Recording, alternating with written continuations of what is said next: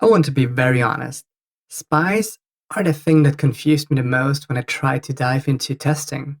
But nevertheless, in retrospective, I really wished for understanding them, as they can be a very handy tool. So let me try my best in showcasing you the usage of a spy. Here we have a sessions class.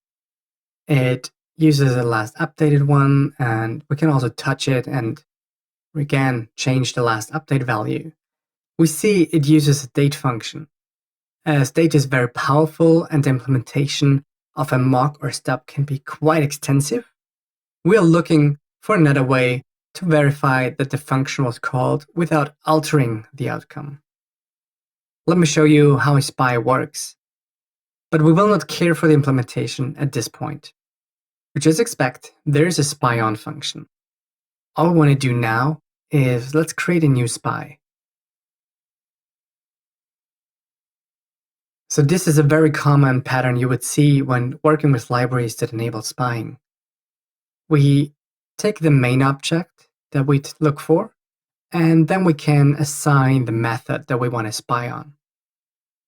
So this means now, if we would call dateNow, I can later ask the date spy if it was called.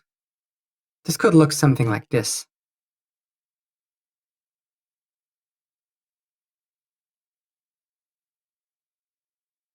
In this case, dateNow would still work as before, but we can verify that it was also called correctly.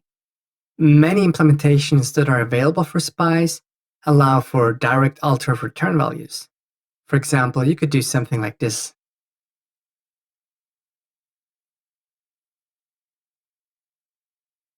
So as we now know all of those important tools up front, we will have a way easier job in dissecting functions into testable code if needed. If we now look at test runners, we have a better understanding of their capabilities and what all their examples actually want us to do. And we can really focus on using the tools to achieve what we actually want.